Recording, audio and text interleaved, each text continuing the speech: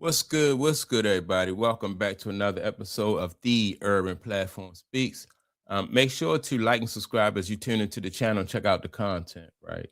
And I want to talk about Lamelo Ball and what's going on with Lamelo Ball, right? With the Hornets. Now, last game, Lamelo Ball came off the bench. I don't know if this is going to be like permanently, which probably don't think so. Um, but this is the thing, right? And I said this about Lamelo Ball, like his style of play. Number one, he shoots too much. Then his shot selection is not really good, right? And the way Lamelo Ball plays the game, it's just obvious that he don't know how to play the game. He, you can't have your point guard be, and he's a point guard. You can't have him be a shoot first point guard. I just see that so much in the NBA today.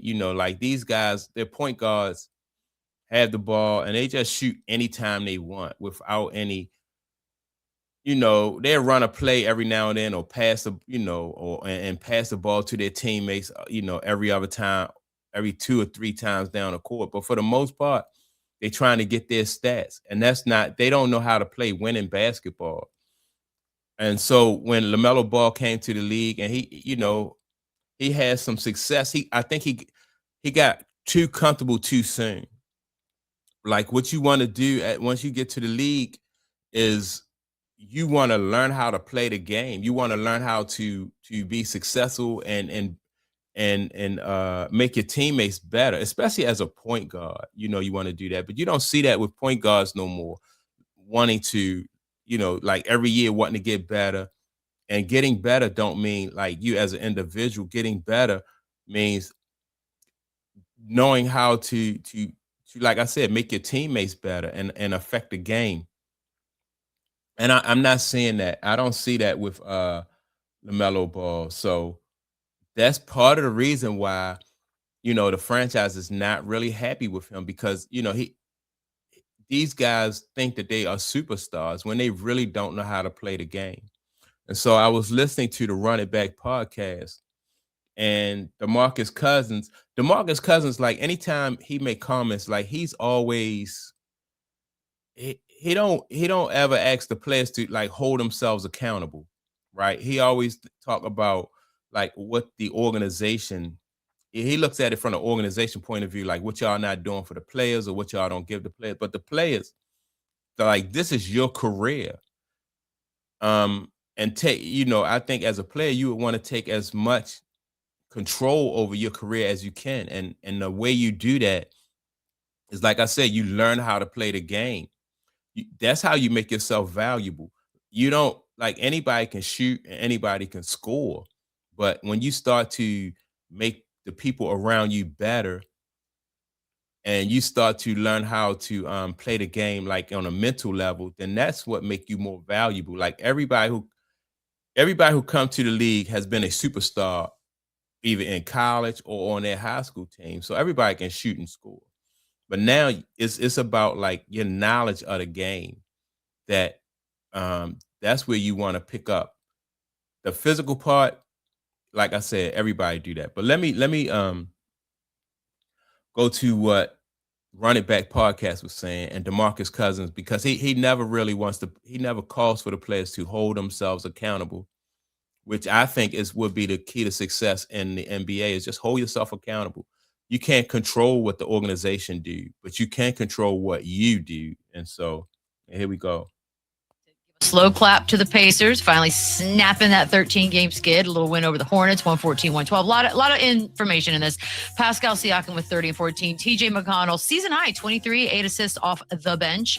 LaMelo Ball with 33, 8 assists off the bench. We'll get to that. Brandon Miller ejected after 2 techs for arguing, and Colin Sexton did have a chance to tie it up and miss the shot. But obviously that story is the LaMelo Ball coming off the bench. Boogie has not done that since his rookie year, and the reports were all that, hey, we're going to do this as a strategy to maximize his minutes, his availability on the second night of a back-to-back. Now, all right, so let me say this about LaMelo Ball coming off the bench also, right? Like, they see that as a demotion and they see it as like a smack in the face when like you've been starting, and now you're coming off the bench, which it could be a demotion, right? Um, but like I said, you come to the league and you start and you get comfortable, and now you think that you are entitled to start, and when it's not that, like it just shows that all right, I had an opportunity, I didn't maximize that opportunity, and so that right there would make you think that you need to go back to the drawing board and work on your game, right? And is not, it could be a smack in the face, but that smack in the face, the way you look at it is very important. I love this. I think this strategy of dudes coming off the bench is interesting. What do I wonder you where think? they got this from. Pioneers. I mean, once again, I spoke on the Spurs culture before. They're usually always ahead of the curve, and they're usually some sort of a trendsetter when it comes to the NBA. We saw them doing it we saw them doing this with the big fella and Wemby.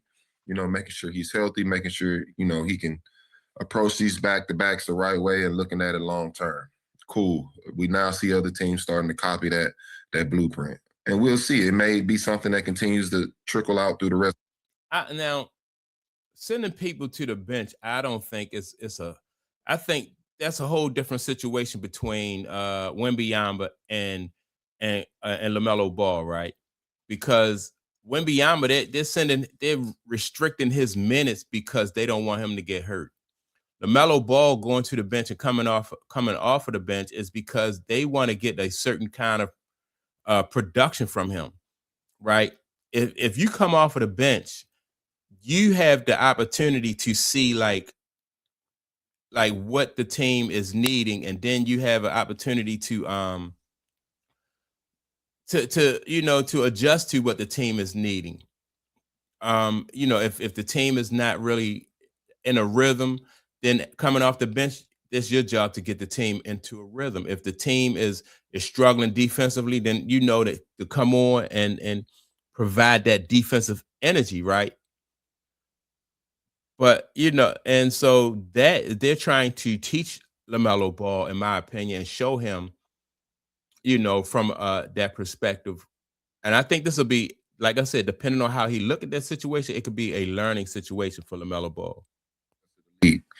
But as far as this Hornets group, I actually like this. I like this young core. And I hope they actually give this core a chance. I mean, you got LaMelo Ball, you got Con Knuckle, you got Brandon Miller, Miles Bridges. You find you a nice, decent big. I think you have a really good chance of putting a quality team together in the East. Let this group grow together, continue to build that chemistry, continue to build that trust amongst one another. I think this is a good group moving forward. So I may be the only person that feels. I kind of agree with him, right? But like I said, it's all really based on how LaMelo Ball handled the situation. LaMelo Ball can turn out, because he could turn out to be like, what's the guy from Indiana that's hurt? Like Tyrese Halliburton. Like if he was that kind of point guard who shared the ball, ran the offense, and scored when needed. Like Tyrese Halliburton is an example of where LaMelo Ball should be trying that direction, where he should be trying to take his game. So hopefully he'll learn from this situation where he's coming off of the bench. That way, but I do see the potential in this group, and I hope we can see what they grow into. Yeah, you on your own with that one, Boogie. But what I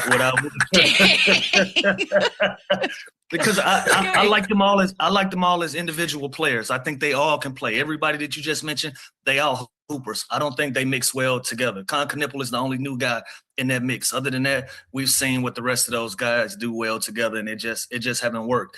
As far as LaMelo Ball goes, they did take a page out of San Antonio's book, and I like it. If you got a guy that's on limited minutes and you want to maximize those, I'm not much of a starter in my career, but Boogie, you know this very well. The first 5 to 6 minutes of a game, it's a fill out period, right? So if it's a fill out period and teams are trying to get warmed up, they're trying to get going, and I got a guy on minutes restriction, and I'm trying to get the best out of it. Why waste 6 of those minutes at the beginning of the game when I can put him in a position where he's coming off the bench and he's ready to go. And every minute that he's played is going to be a meaningful minute, and he's going to maximize what he can do on the court. So if I got him available in the fourth quarters opposed to the start of the first quarter where ain't a lot really going on, but in the fourth quarter, it's really time to win a basketball game, and he's available there with as far as what his minutes are. I like that instead. So I love it. I know Perkins has floated around an idea or two, or some interesting ideas.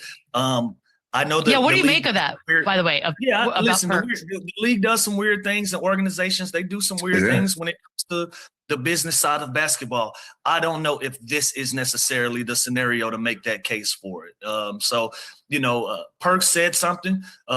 He pulled the sheet back a little bit because teams will kind of play. Well, hold on. We got to, Lou, tell them what they said, because Perk basically insinuated or floating the idea that they are tanking LaMelo's value, trade value. Yeah, so and I don't agree. I don't agree. I don't agree with that, because at this point, everybody knows what LaMelo Ball is. It's going to take you a season and a half, 2 seasons of this to even diminish his trade value at this point. When teams come calling for LaMelo Ball, they know what he's worth, and they know what they're going to get back for him. And so I don't think they're fooling nobody or tricking anybody as far as who LaMelo Ball is. But right now, while his minute situation is a little tricky, if I can maximize it this way, he had 33 and 8 coming off the bench. If I can maximize and get this out of him, or I'm on. Well, let me address the thing about tanking LaMelo Ball's trade value, right?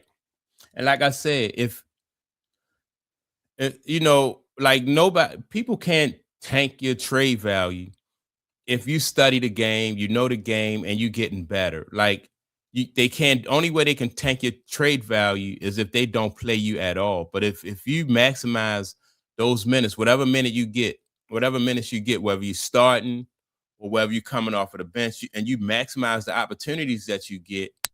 And that's why I say it just comes to, you can't just say, well, I have arrived, then not really learn the game and getting better at the game. You like, so I just don't like when you give the league so much, power, more power than what they really have. And I agree with Lou Williams when he talked about it would take the Charlotte Hornets like 2 years to tank this guy's trade value, but he would have to participate in that by not getting better and not working on his game, not making his teammates better. And then so the league was like, well, he is what the organization say he is, but the player can rewrite the narrative by by getting better. And so if you see results out there, and then the organization say, well, he's not really, he's not all that. But then when you look at him on film, you're like, oh, he is that. So I just encourage. I think these players should take more control of their like how people see them, or their image and stuff like that. So that's my take on it. Make sure to like and subscribe to the channel. Also, don't forget to leave a comment. And with that being said, I'll check you all out in the next video. Peace.